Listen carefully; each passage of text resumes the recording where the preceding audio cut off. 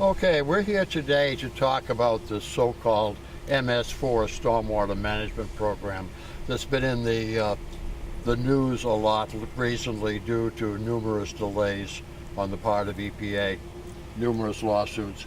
Anyway, I'm John O'Connell, the chair of the Newbury Stormwater Committee, and this is Yvonne Buswell, the co-chair. Anyway, I'd like to start by talking about the genesis of this whole issue. Stormwater, the story is that stormwater is clean until it hits the ground. Once it hits the ground, it's going to pick up anything in its path or pieces of it and eventually find its way to a water body, a lake, a stream, a river, the ocean, whatever. This all started back in about 1969. When the Cuyahoga River that runs through Cleveland, Ohio, caught fire. And a lot of people started to realize that a river that catches fire really isn't a good thing. We shouldn't be doing it this way. That caused a lot of agitation, and that resulted a couple of years later in 1972 in the Clean Water Act. At the time, the Clean Water Act's the formation of the EPA and the Clean Water Act concentrated on sewage treatment plants. When I was a kid, I wasn't allowed to swim in the Merrimack River on the outgoing tide. Incoming was okay, outgoing was not, because the sewage and the stormwater all went out the same pipe straight into the river with no treatment. Well, through the years, over the next 20 years, a great deal of progress was made. You can now swim in the river. We have a sewage treatment plant. In fact, we have one that's been augmented recently. And that problem, while it is not totally fixed, it's way better than it used to be. Now, today, 3/4 of water pollution in this country comes from stormwater runoff. Rains that falls on this parking lot and flows to a low spot, which eventually flows to a stream, which flows to the Little River, which flows to the Parker River, which flows over a whole pile of clam beds, etc., etc. And as you can see, we've got a fair amount of impervious surface. In other words, surface where the water will not seep into the ground. Back in the early 90s, the federal government, the EPA, started beating up on the larger cities, so-called phase one of this program, to clean up their act, to separate, and this happened in Boston Harbor, separate the domestic sewage from stormwater. That expanded to 2003. The program went to smaller communities or heavily developed sections of smaller communities, and that was a fairly benign program. It was largely public education, cleaning up local regulations and so forth. In 2000, it was a 5-year program, and in 2008, EPA published another draft, and that draft never took shape, it never became official until 2016. And then it became official with the start date of July 1, 2017. Well, for a lot of communities, Newbury is very fortunate because we have a lot of people that are willing to devote some time to this, that believe in it. Many communities, the larger communities especially, it's a tremendous financial burden on them. So there were a lot of lawsuits, and the stuff is still in the courts.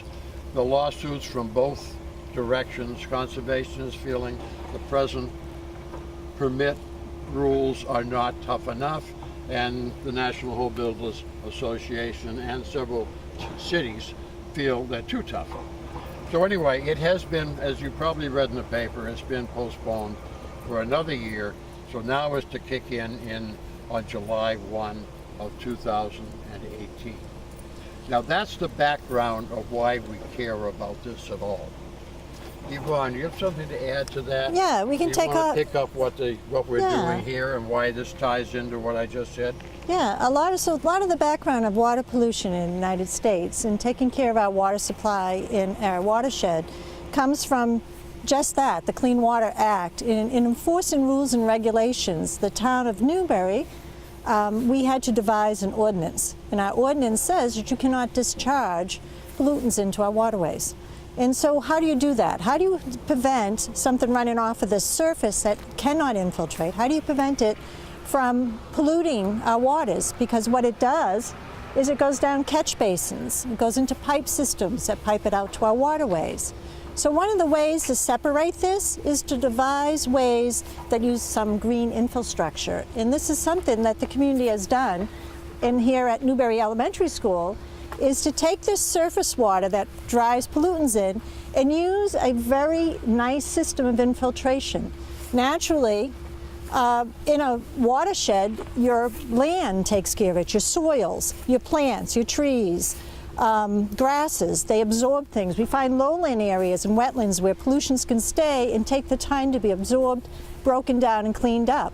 And this rain garden is a community effort to do that from the surface area here of this parking lot and from also the flat surface of the playground.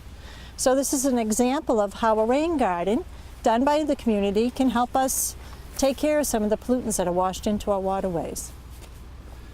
And in terms of the community getting together on things like this, there were two ladies, Emily Sullivan and Sally Milliken, that had kids in the school, Yep. and they're both believers in clean water, and they organized this to start with. And a lot of other parts of the town, a lot of businesses kicked in with discounts or free materials or free help of some sort or another. And this is the result. And those two ladies have a lot to be proud of. They do. Because needless to say, in terms of taking credit for this with the EPA, because we have to report annually what we're up to, needless to say, I took full credit for it, for the town of Newbury. But that's the chance you take when you do something good. Yeah. But they certainly did something good here. They did a wonderful job. Yeah. And this is, you want to talk a little bit about what goes on here, how they... So if we were to talk how it functions, what I can also say is this is part of a community effort also for the playground that's here, and it's been enhanced over many years to be as pretty as it is now. But it's not just pretty, it functions.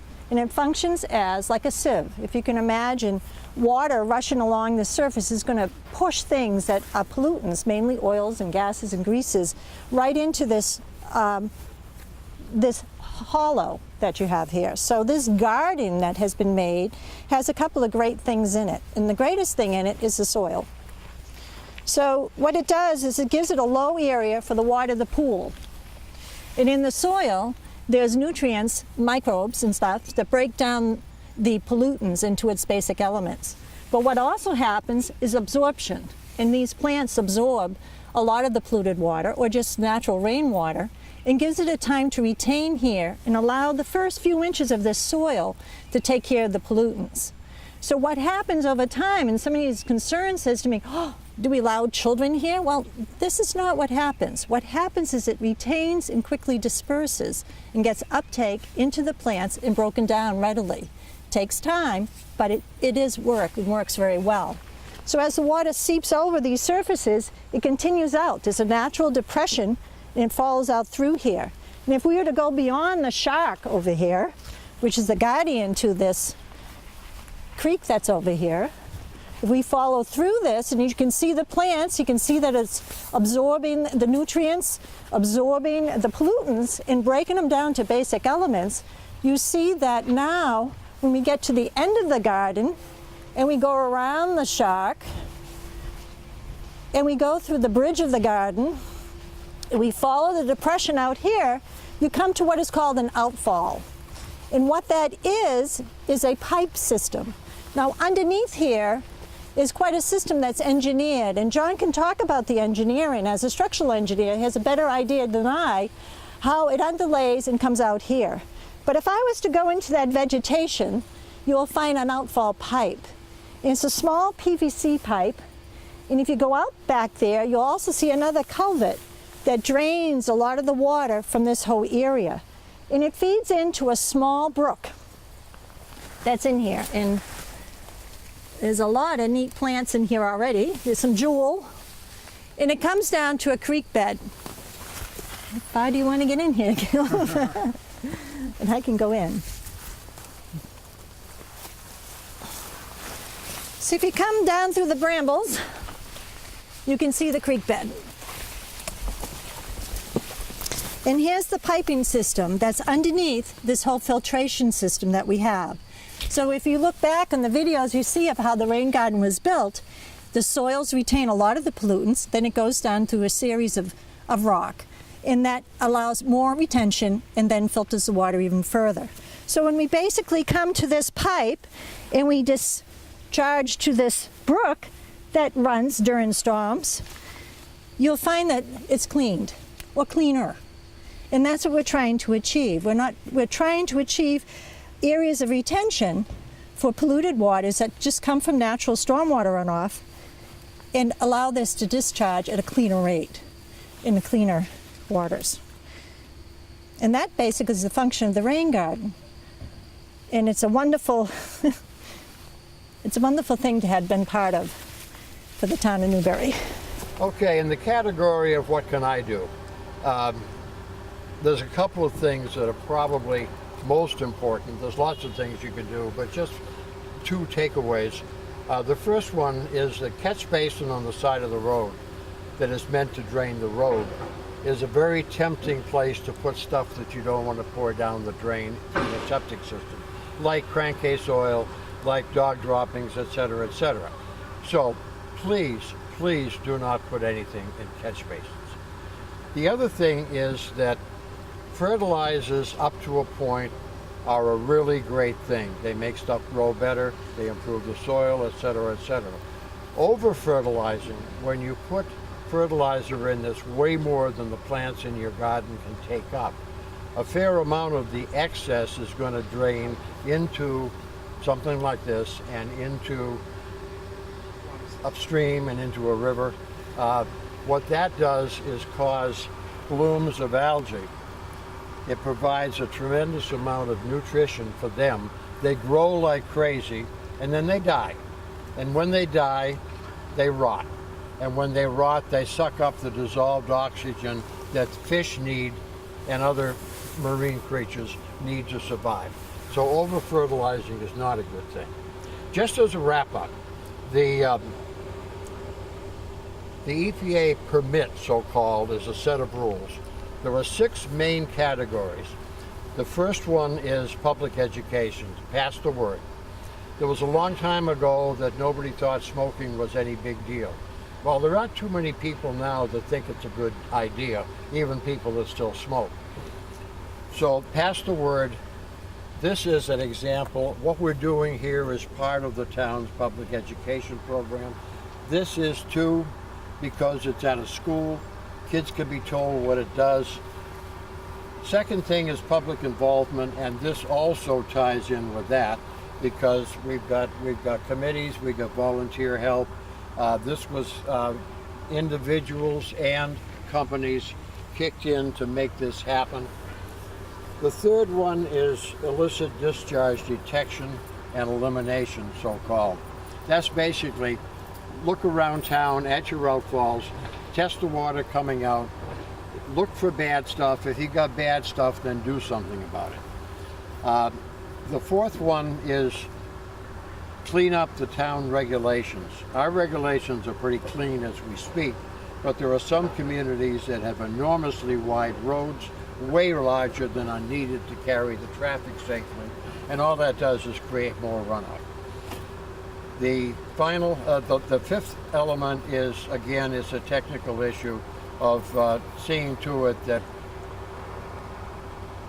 new subdivisions, new commercial sites are built with groundwater with stormwater management ideas in mind, and that there's a program of constantly following up to be sure they still work.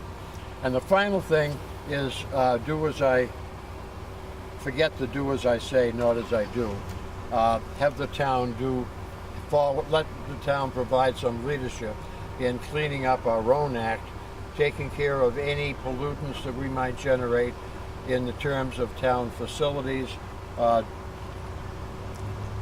trash pickup, trash processing, the transfer station, DPW barn, fire stations, and that's it. That is it in a nutshell. And we're going to try to do this some other time with some other subjects to discuss. And thank you.